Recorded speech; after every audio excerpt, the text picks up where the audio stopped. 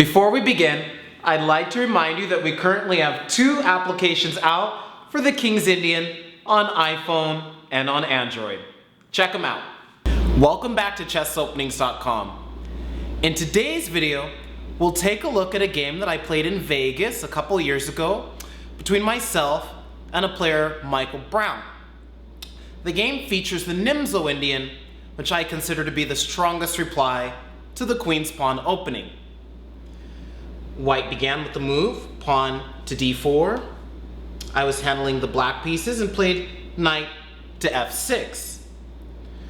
White played pawn to c4, and now the move pawn to e6, which signals black's intention to bring the bishop out to the b4 square in the event of the move knight to c3, whereupon black can continue with bishop to b4, preventing the move e2 to e4, and also creating the possibility of capturing on the c3 square with the bishop, damaging the queenside pawn structure. And in fact, this is exactly what happened in the game. When this position occurs, we've reached a position known as the Nimzo-Indian defense. As with all openings which are typically labeled the Indian defenses, black avoids placing pawns directly in the center for some period of time. Instead, he normally, for at least the first 5 moves or so, black will avoid placing pawns on the 5th rank and will first of all kind of sense out what it is that white is doing before he determines what to do with his central pawns. And this gives black's position quite a bit of flexibility. There are some different ways that white can reply to the Nimzo-Indian, but in this game my opponent played the move queen to c2, which prepares to play a3 and then grab the bishop pair after black captures on the c3 square. I castled kingside, a3 was played, and now after bishop takes c3 check and queen takes c3, we've reached a standard position in the Nimzo-Indian. White here has collected the bishop pair as a result of the exchange of pieces on the c3 square, and at the same time he's now a little bit closer to preparing the move pawn to e4. For example, perhaps he can look for a way to play f3 followed by pawn to e4 at a later stage in the game. Because white has collected the bishop pair, he always has a slight chance of some advantage throughout the middle game and even into the end game, as it's well known and has been demonstrated many times in chess practice that a bishop pair can bring all kinds of different threats, as the bishops together can attack many squares all over the board and create weaknesses and capture pawns very quickly. Whereas if the opponent only has one bishop, the defender can simply place his pawns on the opposite squares of the bishop, and then the bishop will be rendered ineffective. The bishop pair avoids this problem. So queen takes c3 has been played, and now the move pawn to b6. Again, black avoids placing any pawns in the center since he doesn't know yet if he wants to play c5 or d5, and simply prepares to develop the light squared bishop either to b7 or in some cases to a6 as a means of pressuring the c4 pawn. White now continued with the main move, bishop to g5, again designed to simply get this bishop out and also create some extra protection for the e4 square by way of creating a pin, very common move in this position.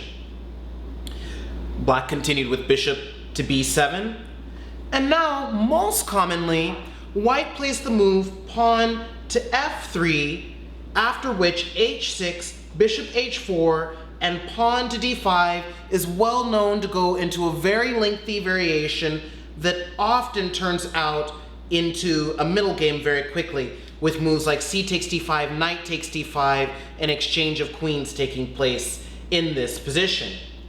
However, my opponent went for another idea here, which is also fairly well known. He simply played the move pawn to e3, just getting on with his development here, preparing to play a move like bishop to d3, or perhaps bishop to d3 followed by knight to e2, or white can also play knight to f3 and bishop to d3.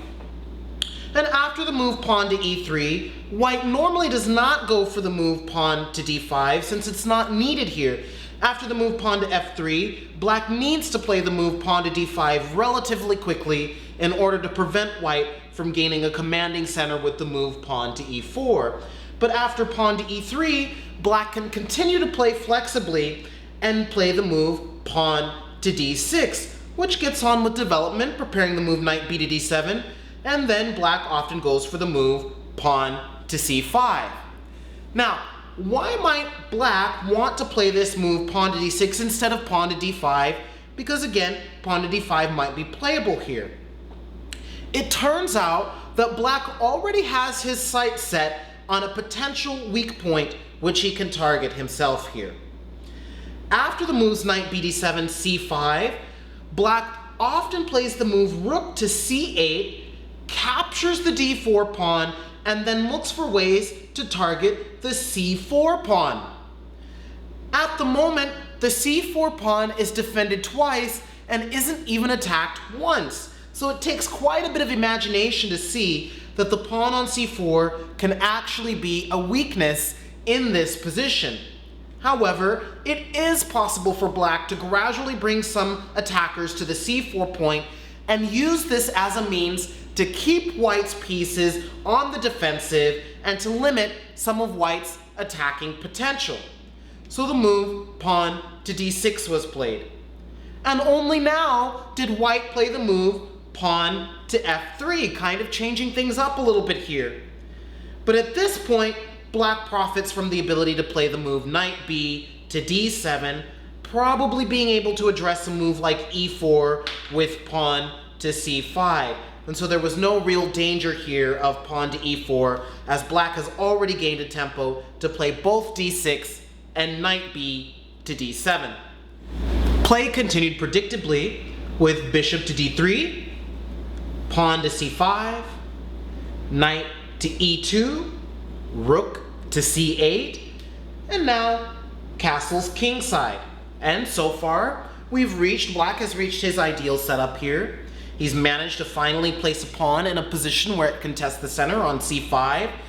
All of the pieces are developed with the exception of the queen, so white is a little bit ahead in development because he's already managed to connect his rooks, whereas black is still a tempo away from doing so. However, black is close to setting up the plan that we've already talked about. I simply continued with the move bishop to a6, a move that I was already familiar with as a result of having studied this position in the past. And now, surprisingly, black is very close to bringing some overwhelming force to the c4 point. At the current moment, there's one attacker against the c4 pawn, whereas white has two defenders. And keep in mind that once the amount of attackers and defenders reaches an equal point, for example, after c takes d4, black will have two attackers and white will have two defenders. At this point, the point becomes a little bit critical. The point on c4 would then be in a critical situation because if at any moment black was able to bring an extra defender, or if at any moment white lost one of his defenders, black would quickly overpower the c4 point and win a pawn. So in other words, black is one attacker away from setting up a situation where white will constantly have to observe the c4 pawn. This method of counterplay prevents white from simply getting on with his own attacking plans. For example, white would love to be able to expand his pawns, let's say to e4 and then to d5, gaining some more space, solidifying the center in such a way that white's pawns are fixed on light squares and the dark squared bishop has free range in the position. And then from there, white can begin to develop some other attacking ideas. One of the other points which comes out in the Nimzo-Indian is that even though white has accomplished a small space advantage in the center and the bishop pair, black has managed to avoid creating any concrete weaknesses in this position, and so white is still also a far ways away from being able to cash in on these different advantages. And this is another one of the advantages of the Nimzo-Indian for black. Black, for example, has already set up his eyes on a target on c4. But if we look at what white is trying to accomplish in the position, it's actually quite difficult to figure out what his attacking ambitions are. It takes a very strong player to be able to handle this threat to the c4 pawn and at the same time maintain the space advantage, maintain the bishop pair advantage, and then to eventually turn that into concrete threats against the position. And in this game, my opponent did not succeed at this at all. He simply managed to go down to the initiative, allowing black to succeed with some of his threats. And so white continued with the move pawn to b3 here. I now inserted the move h6. Bishop h4, the natural move was played here.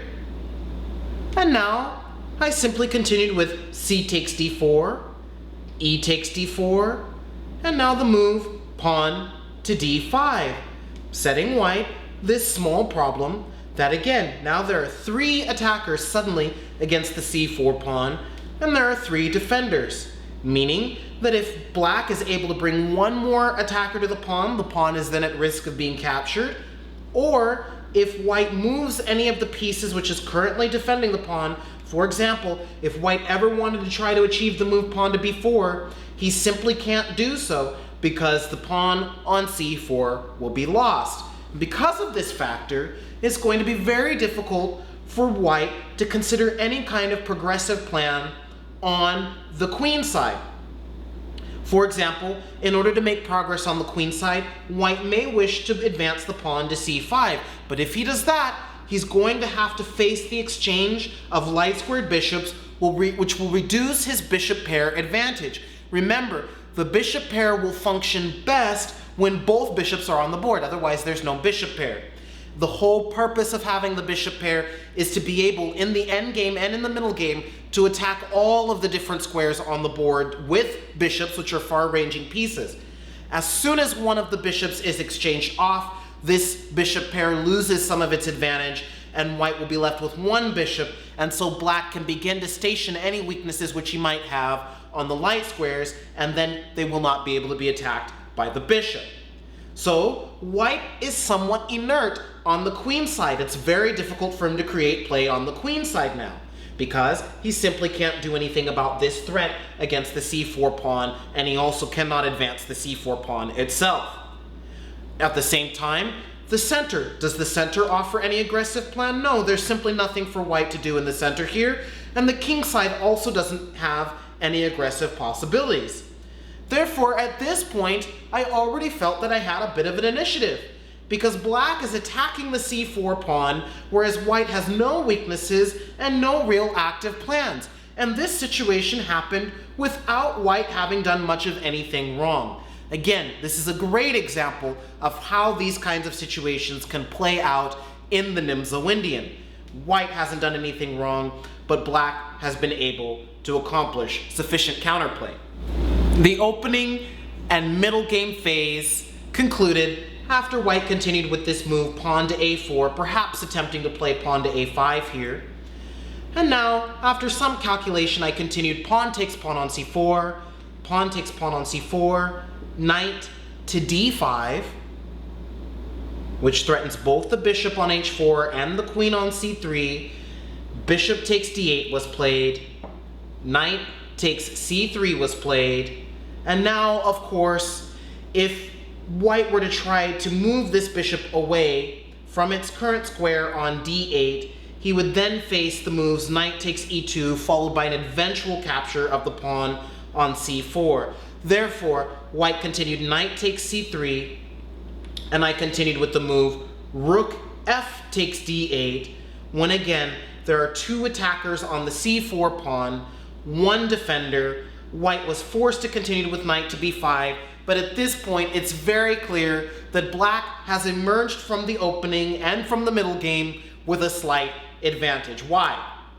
Because white has 3 pawn islands here. He has weaknesses on c4, weaknesses on d4. The a4 pawn in some cases could also be considered a weakness, whereas black currently has no weakness at all. Perhaps the pawn on a7 is a potential target, but otherwise black has fewer targets here, and black has brought both of his rooks to open files for himself.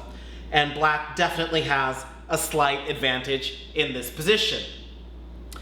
The goal of looking at this game is to demonstrate just how easily black was able to bring his pieces to convenient locations and develop sufficient counterplay against white's queen pawn opening using the strongest reply to d4, the Nimzo-Indian. In the next video, we'll take a look at how I managed to continue to outplay the opponent and finally gain a victory in this game against a 2300 player. That's all for today, and we'll see you again soon. Before you go, if you have an opportunity, be sure to check out that we have 3 applications available on the Queen's Gambit Decline, available for iPhone and for Android. Check them out.